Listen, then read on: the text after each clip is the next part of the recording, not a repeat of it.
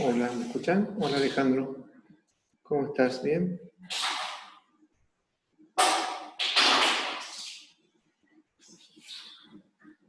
Bien.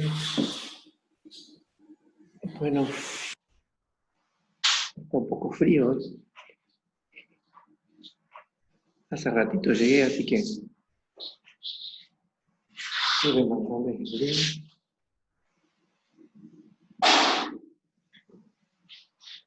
Vamos a ver que esperen, a ver que ingresen. Les comparto las diapositivas que tenía previstas para ahora.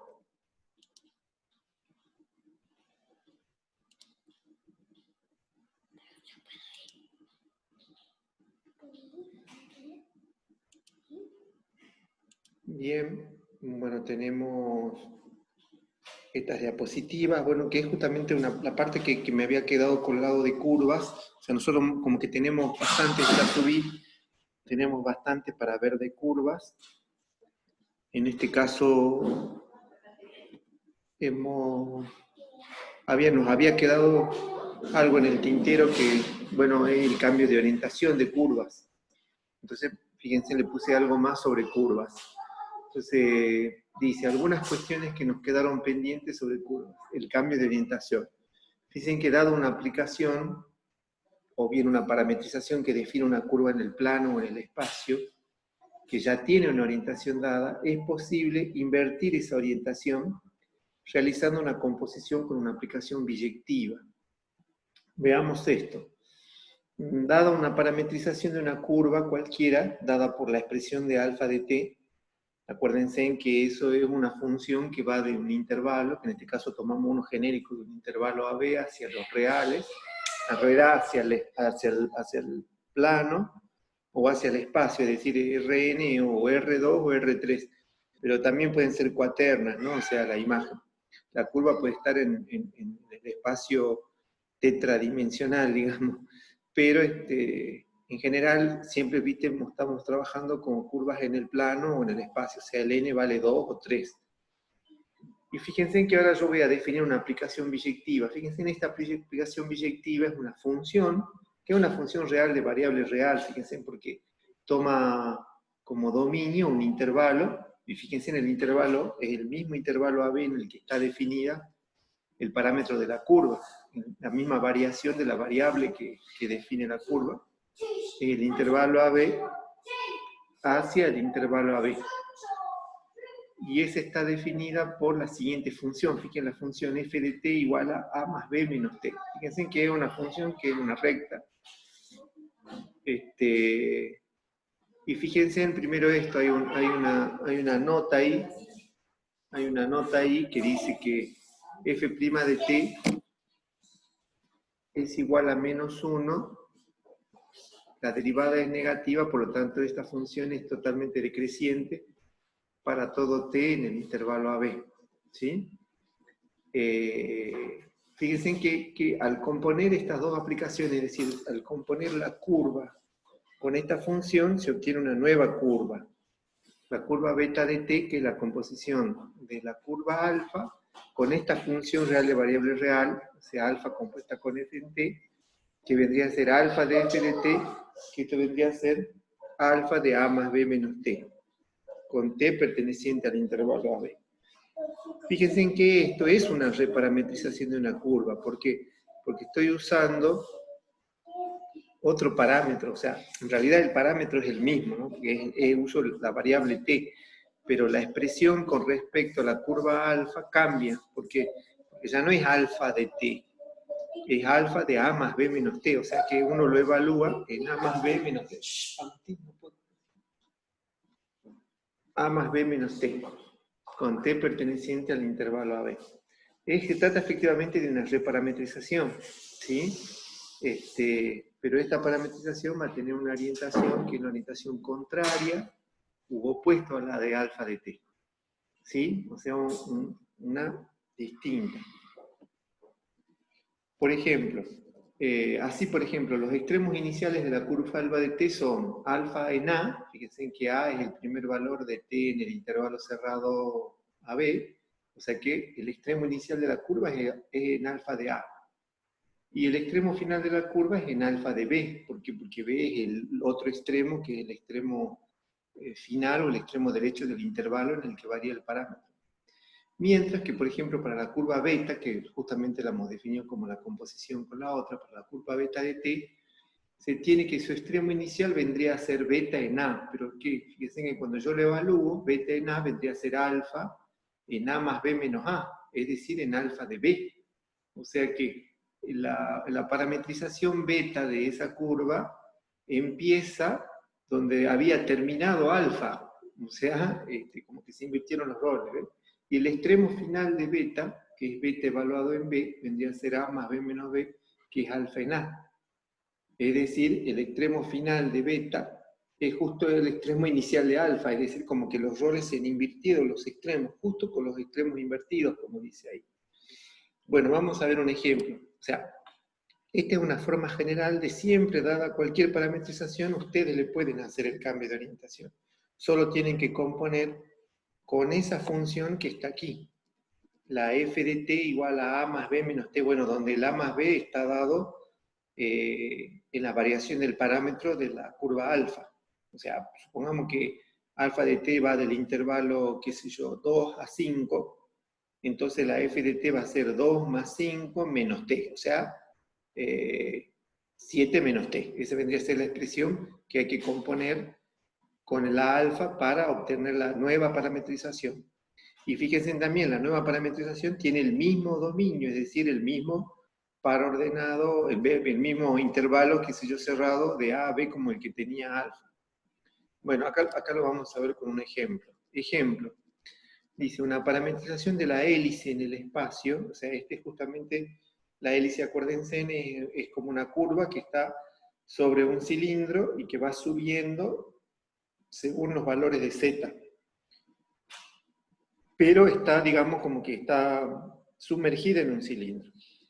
Por ejemplo, una parametrización de la hélice en el espacio que va desde el punto 3,00 hasta el punto 3,010 está dado por la siguiente expresión. Fíjense, esta es una parametrización h de t, es 3 coseno de t, 3 seno de t y 5 sobre pi por t.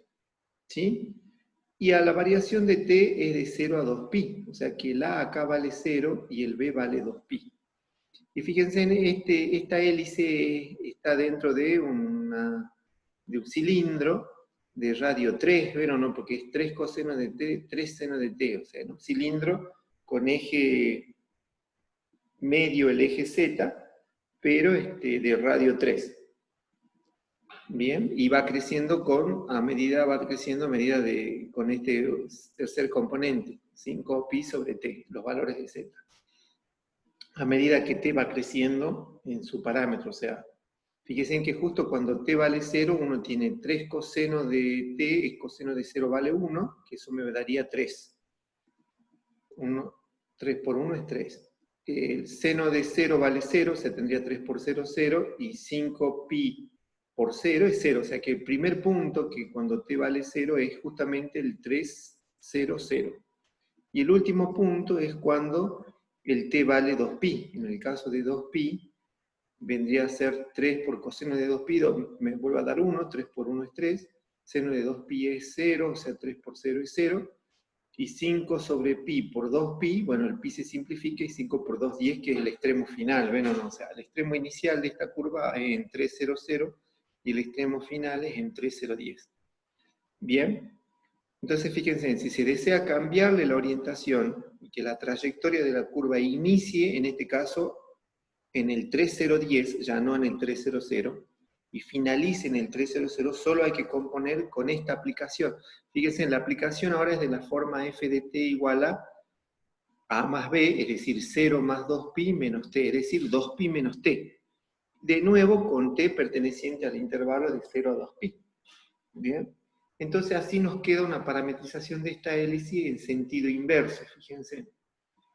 O sea, yo le puse h mayúscula en este caso, entonces me quedaría h mayúscula de t va a ser igual a la h, que es la que se usó para parametrizar la hélice original, compuesta con la f, que sería hacer h de f de t, que sería hacer h evaluado en 2pi menos t. Bien, y en este caso sería donde yo vea la t de en la parametración de la h, tengo que ponerle 2pi menos t, entonces en este caso me quedaría 3 por el coseno de 2pi menos t, 3 por el seno de 2pi menos t, y 5 sobre pi por 2pi menos t. Que bueno, uno puede simplificar, nosotros sabemos que el coseno es una función trigonométrica periódica de periodo 2pi. O sea, hagan de cuenta que tienen coseno de 2pi más menos t. Pero como el coseno de 2pi más algo es lo mismo que el coseno de ese algo, directamente uno podría haber puesto el coseno de menos t. Y también el seno es una función periódica de periodo 2pi. O sea, si hubiese tenido el seno de 2pi más alfa, eso es lo mismo que el seno de alfa. Entonces acá yo puedo pensar que tengo el seno de 2pi más menos t, es lo mismo que el seno de menos t. Bien, bueno, la expresión numérica queda igual. Y de nuevo acá uno usa el hecho de que coseno es una función par, o sea que coseno de menos t es lo mismo que el coseno de t, o sea como que se absorbe el signo.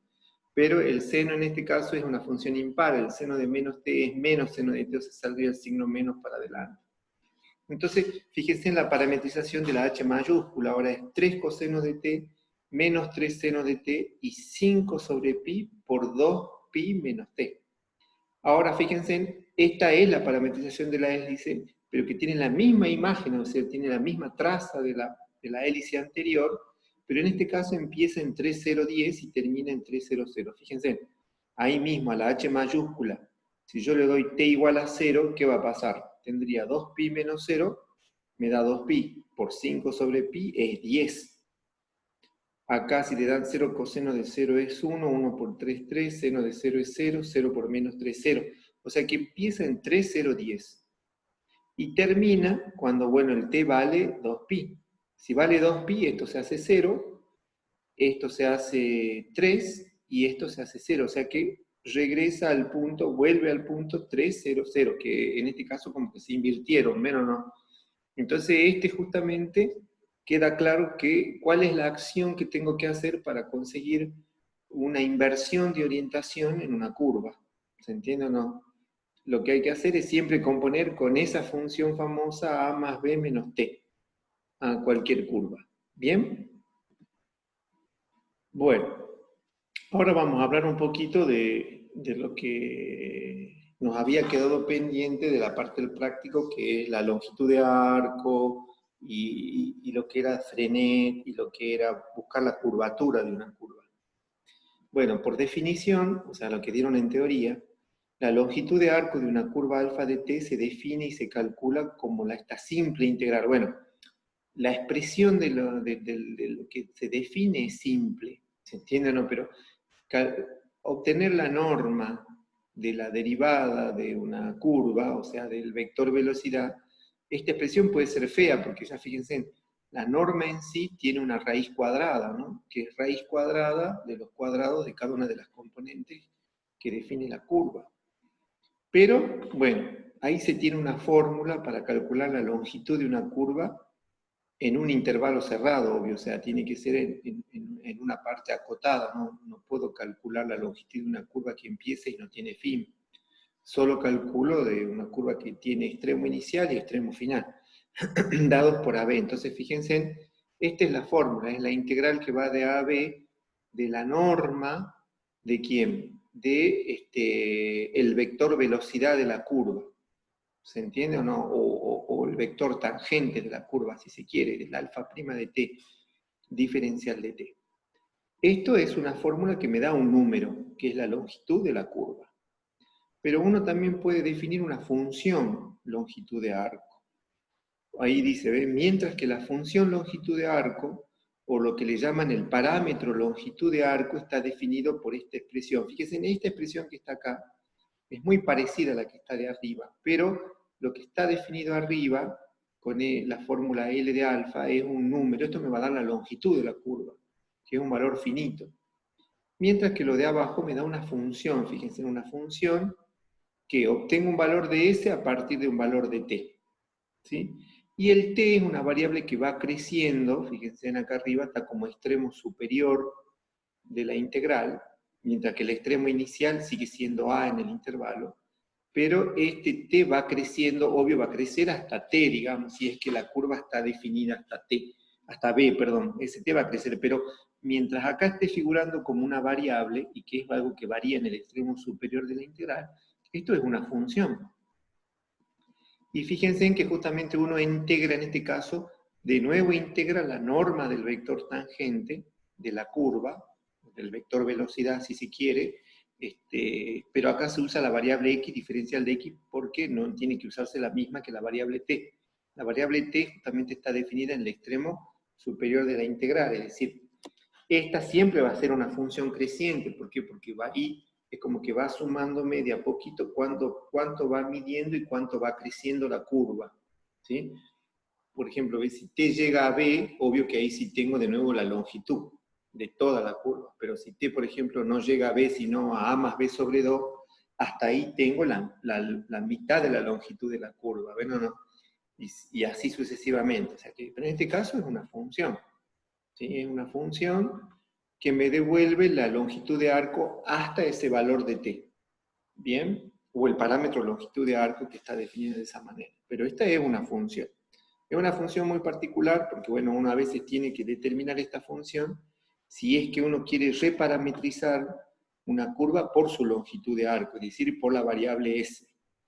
Que uno ahí, bueno, tiene que calcular s de t, buscar la inversa de s de t, y poner t escrito en términos de s, y luego componer la curva alfa de t, y donde dice t, poner la función que queda como la función inversa esa de esta función que está acá, de la función longitud de arco, bueno, no de la expresión, o sea, como una qué sé yo, t igual a phi, qué sé yo, de s, que vendría a ser la inversa de esta otra. Bien, acá dice que si se cumple, que esto pasa para todas las curvas, ¿no? Si se cumple siempre que el vector tangente de la curva o el vector velocidad de la curva tiene norma 1 para todo t, se dice que ya esta curva está parametrizada por su longitud de arco. ¿Por qué sería eso? Bueno, porque si acá en la fórmula yo pongo 1, o acá en la fórmula, si quieren, alfa prima de x pongo 1, esta integral es integral directamente de diferencial de x, y esto va a dar x evaluado entre ¿quién? Entre a y t. Y x evaluado entre a y t vendría a ser t menos a. Quiere decir que s es igual a t menos a, donde inicia, ¿ven o no? Es decir, que ya es t el parámetro de la curva, el parámetro de la longitud de la curva. ¿Por qué? Porque s es t menos a. ¿Se entiende o no? O sea, acá la S de t sería sencilla. ¿Cuánto vale S de t? Vale t menos a. O sea, es casi lineal, digamos. Veo, no salvo una traslación por a, es lineal. Y se puede usar el parámetro S como el parámetro t. Es decir, que esta es una condición que la norma del vector velocidad d1 es una condición necesaria y suficiente para decir que la curva ya está parametrizada por su longitud de arco. O sea que si tengo una curva cuya norma del vector velocidad me da 1, ya no hay que parametrizarla por su longitud de arco. ¿Por qué? Porque ya está parametrizada por su longitud de arco. En cambio, si eso no pasa, ahí sí tengo que usar o parametrizarla por longitud de arco, o bien usar las fórmulas que están dadas, por ejemplo, para la curvatura.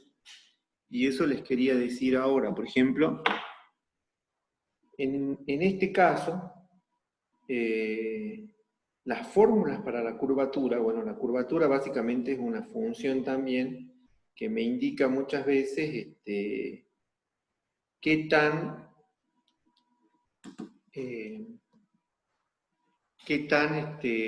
curvada es la curva plana, ¿se entiende o no? O también la proyección de esa curva en el plano, o qué tan curvada es una curva en el espacio. O sea, esto se puede calcular, la curvatura de una curva se puede calcular tanto para funciones en el plano como para funciones en el espacio, para curvas en el plano como para curvas en el espacio.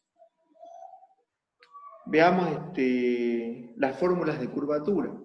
Bueno, las fórmulas de curvatura de una curva en cualquier punto de una curva varían si es que la curva está parametrizada por su longitud de arco o no. Es decir, hay dos fórmulas que se pueden usar, ya sea si esté parametrizada por longitud de arco o no. Fíjense, la curvatura, en el caso, si la curva alfa de S ya está parametrizada por S, que es su longitud de arco, es decir, si yo tengo una curva que ya está parametrizada por longitud, cuando la curva se dice que está parametrizada por longitud de arco, se usa S como el parámetro en cuenta de T. ¿Se entiende o no? Entonces se pone generalmente alfa de S. O sea, si la curva ya está parametrizada por su longitud de arco, se define su curvatura, que también es una función que depende del punto en el que estoy parado. La curvatura de S es justamente la norma de la derivada segunda de la parametrización esa en el punto S. S vendría a ser la curvatura de una curva. Es la norma de alfa segunda de S. ¿Bien? Es como si esta expresión a veces se confunde como la aceleración. ¿Se ve o no? Es como si fuese la aceleración escalar de la función en un punto, la curvatura. ¿Sí? Entonces, esa es la expresión si está parametrizada por longitud de arco. Si la curva, en la curvatura, en el caso, si la curva alfa de t no está parametrizada por su longitud de arco, y fíjese que ahí a la curva le puse parámetro t justamente porque cuando a veces no está parametrizada, no se usa el parámetro s, no se usa a la variable s como parámetro. Si la curva alfa de t no está parametrizada por su longitud de arco, y siempre que ésta sea regular, es decir, siempre que tenga que el vector velocidad de ella es distinta de 0 para todo t, en el intervalo se va a tener lo siguiente. La fórmula de curvatura es esta. Viene a ser el módulo. Acá fíjense, se está usando el producto cruz, ¿veo o no? El módulo del producto cruz ¿entre quién? Entre el vector velocidad y el vector aceleración. La segunda derivada se considera que es el cambio en la velocidad, ¿veo o no? Entonces se toma como que es la aceleración, la derivada segunda de una curva. O directamente pueden decir la derivada segunda de la curva. Y es la derivada primera. O sea, pero acá fíjense, hay un producto cruz. ¿Se ve o no? Que es un producto vectorial. Y de ella se toma el módulo. Bueno, el módulo sabemos que siempre es la raíz cuadrada de las componentes al cuadrado, ¿no? Sobre la norma de ¿quién? De la derivada primera elevada al cubo. Esta vendría a ser la fórmula que tengo que usar para determinar la curvatura de la curva, siempre y cuando yo esté ante una curva que no está parametrizada por longitud de arco. ¿Ve o no? En cambio, si está parametrizada por longitud de su arco, es decir, cumple la propiedad de que la norma de alfa prima de S da 1, esta vendría a ser la fórmula para la curvatura. Y si no, se usa esta otra para calcular la curvatura. Bueno, algunos usan el recurso, bueno, cuando es sencillo, algunos usan el recurso de si no está parametrizada por longitud de arco, primero parametrizarla por su longitud de arco. Una vez que la parametrizan por longitud de arco, usan la fórmula de arriba, que es más sencilla.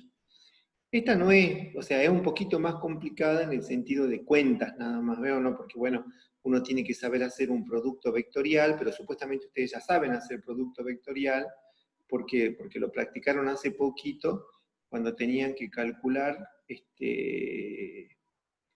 el determinante de qué era.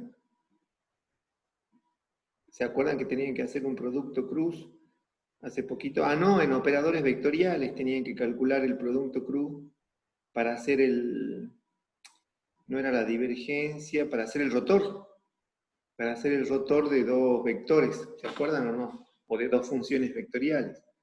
Ahí ya que practicaron el producto cruz, o sea, como que esto ya no es algo que no conocen, digamos, algo que sí conocen. Sobre la norma de la derivada primera al cubo. Bueno, acá hay un ejemplo, que bueno, el ejemplo va a quedar, ustedes revisen las cuentas, porque bueno, yo hago las cuentas rápido para escribir, pero bueno, veamos. Ejemplo, calcular la curvatura de las siguientes curvas. Acá me dan dos curvas, una alfa de t y una h de t. La primera alfa de t es 2/3 de la raíz cuadrada de t cubo, coma, menos 2/3 de la raíz cuadrada de 1 menos t, todo eso al cubo. Para t variando en el 0,1, ¿bien? O sea, ese es, uno podría graficarla, ustedes pueden usar algún graficador para verla la curva. Y del de abajo, fíjense, también tengo una hélice, que es coseno de t, seno de t, y acá es 2/3 de la raíz cuadrada de t cubo, para t en el intervalo de 0 a 9. Bueno, veamos estos ejemplos. Primero, dice, para la curva primera, es decir, alfa de t, igual a 2/3 de la raíz cuadrada de t cubo, coma, menos 2/3 de la raíz cuadrada de 1 menos t al cubo, con t en 0,1, se tiene lo siguiente. Se tiene que su vector velocidad está dada por esta expresión. Bueno, ¿qué es derivar cada una de estas? Bueno, fíjense en esta que está acá, vendría a ser 2/3 por... Esto se podría escribir como t a la 3 medios, ¿no? Porque tengo t al cubo a la 1 medio es t a la 3 medios. Que si uno deriva esta función, ¿cuánto es la derivada de t a la 3 medios? El 3 medios bajaría por t elevado a la 3 medios menos 1, que me quedaría t elevado a la 1 medio, menos no, es decir, la raíz de t. Y el 3 medio que uno baja se simplifica con este 2/3 justo, se simplifica. Entonces me quedaría justo la raíz de t. Para la segunda, tengo menos 2/3 por la raíz cuadrada de 1 menos t, todo esto al cubo, ¿sí? Bueno, en este caso, si derivan, van a tener una misma expresión, ¿no? O sea, es como si tuviese 1 menos t todo a la 3 medio. Bajan el 3 medio, se va a simplificar con el 2/3 va a quedar un signo menos ahí. Por 1 menos t a la 3 medio menos 1, que es la 1 medio, por la derivada que está dentro, por la regla de la cadena, que me da menos 1. Entonces ahí le cambia el signo y me queda esta raíz. Bien. Ahora, la norma de la derivada primera, fíjense en cómo nos quedaría, es la raíz cuadrada de cada una de estas componentes al cuadrado, es decir, la raíz cuadrada de t al cuadrado, que acá se puede simplificar el cuadrado con la raíz, y acá de nuevo la raíz cuadrada de 1 menos t todo al cuadrado, que se simplifica el cuadrado con la raíz. Entonces fíjense, me queda la raíz cuadrada de t más 1 menos t, y el menos t con el más t se va y me queda raíz de 1, que es 1. Entonces, ¿qué tengo acá? Tengo una curva cuyo vector velocidad siempre es constantemente igual a 1. O sea, tengo una curva que ya está parametrizada por longitud de arco. Con lo que esta curva está ahí debe decir para, no par, parametrizada por su longitud de arco. Quiere decir que ya esta está parametrizada por su longitud de arco. No hay que parametrizarla por su longitud de arco. Entonces ahí uso la fórmula de esta de curvatura. Su curvatura va a ser la norma de la derivada segunda. Entonces, para ello tengo que calcular la derivada segunda. ¿Cómo hago para calcular la derivada segunda? Y vuelvo a derivar la derivada primera. O sea, la derivada de la raíz de t ahora es 1 sobre 2 raíz de t. Y la derivada de la raíz de 1 menos t es menos 1 sobre 2 veces la raíz de 1 menos t. Entonces su curvatura va a quedar justo la norma de este vector que está acá, que vendría a ser la raíz cuadrada de cada una de las componentes al cuadrado. Bueno, ustedes revisan la cuenta, distribuyen el cuadrado, me quedaría 1 sobre 4t, acá me quedaría 1 sobre 4 por 1 menos t, entonces me quedaría 4, sacar común ahí, 4 por t por 1 menos t, que me va a quedar 1 menos t más t arriba, y me va a quedar 1. Entonces, fíjense, esta es la expresión que es válida para todo t en el intervalo abierto 0, 1. Justamente en el 0 y en el 1 no voy a poder definir curvatura porque es el inicio y el final de la curva, no sé cómo continúa la curva. Pero sí tengo los valores de curvatura para la parte interior, ¿ven o no?, de toda la curva, de todos los valores. ¿Bien? En este caso era sencilla aplicar la fórmula. ¿Por qué? Porque justamente ya estaba ante una curva parametrizada por longitud de arco. Veamos el otro ejemplo. Fíjense, para el caso de la curva hélice, esta que estoy acá, que es coseno de t, seno de t, 2/3 por la raíz de t cubo, con t en el 0,9, se tiene que, su derivada, ¿quién va a ser? Y bueno, la del coseno de t es menos seno de t. La del seno de t es coseno de t. Y la de 2/3 por la raíz de t cubo me queda raíz de t. Con lo que si yo calculo la norma de este vector, me quedaría raíz cuadrada de, bueno, el 1 sale de hacer seno cuadrado más coseno cuadrado, me queda 1, más la raíz cuadrada de t todo al cuadrado, que me quedaría t. Pero fíjense en acá, la norma del vector velocidad, en este caso, me da raíz de 1 más t, que no es 1 específicamente, ¿ven o no? Y por no ser 1, ¿qué es lo que tenemos? Tenemos que no está parametrizada por longitud de arco. Bien, entonces en este caso la curva no está parametrizada por longitud de arco y este caso la curvatura vamos a tener que determinarla con esa fórmula que usa un producto interno, ¿bueno no? Bueno, acá vamos a tener que volver a derivar para tener la h segunda porque está involucrada ahí. Sería menos coseno, menos seno, 1 sobre 2 raíz de t. Por lo tanto, acá voy a tener que hacer el producto interno entre este y este vector, perdón, el producto vectorial. Que si uno hace la cuenta, y luego de hacer el producto vectorial, ojo, tienen que tomarle el módulo, que es tomar la norma, ¿no? Le va a quedar la raíz cuadrada de 1 más 4t más 4t cuadrado sobre, ahí me falta, sobre la raíz de t, 2 por la raíz de t. Y sobre la norma, esta que está acá justo, que ya tengo la cuenta de la norma, de la raíz de la derivada primera de h de t, solo que esto hay que elevarlo al cubo. Bueno, que esté elevado al cubo quiere decir que va a salir el factor 1 más t por la raíz de 1 más t.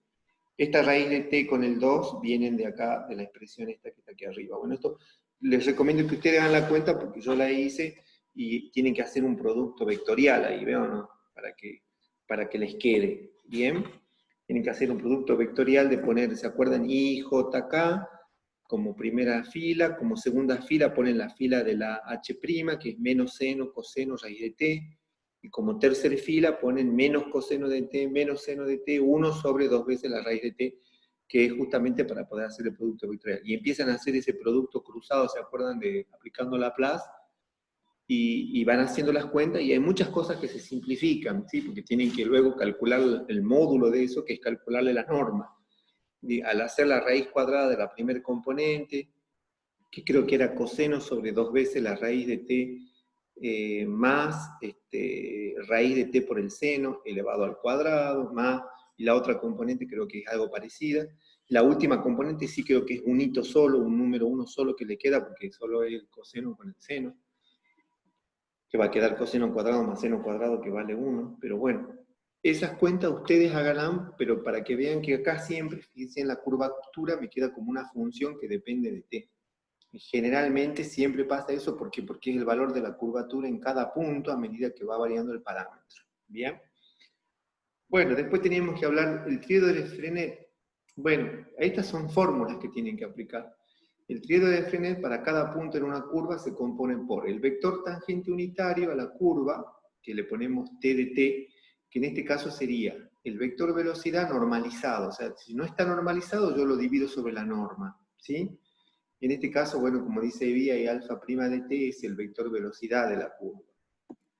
Y después también en el triedo de Frenet está el vector normal a una curva en cada punto.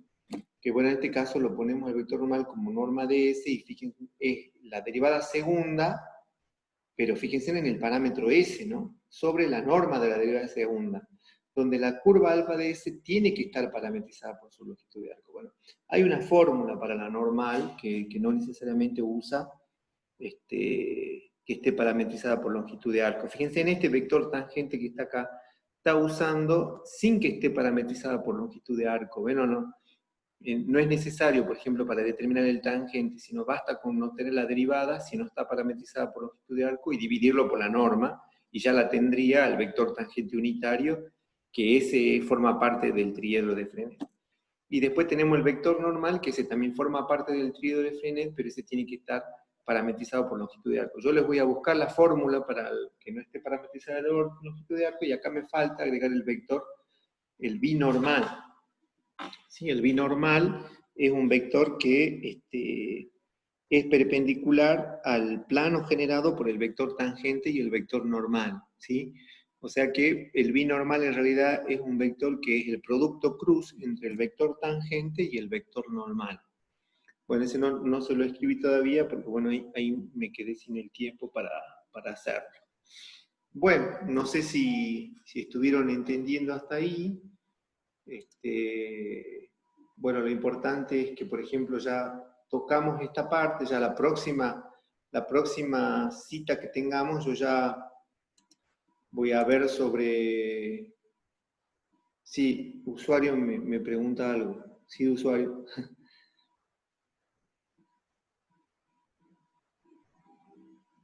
Bien, ¿podría explicarnos ejemplos de ejercicios? Por ejemplo, el 1.3 sí. Bueno, el 1.3i del práctico nuevo, el 2b. El 2b, ¿de cuál práctico es? Del práctico 7. Ah, del último TP, del práctico 7. Bien, bueno, ese lo busco y después no los tengo yo. Tengo el práctico acá. Hay algunos del ejercicio 3. Bueno, esos ejercicios los busco y...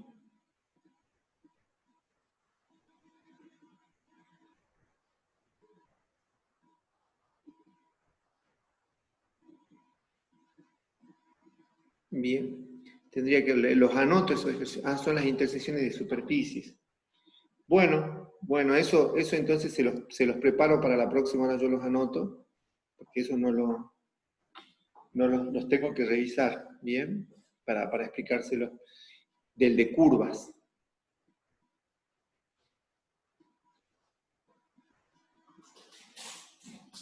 Bien. Bueno, eso es lo que yo preparé como para que tengan, para que vean de la parte de el ejercicio 4,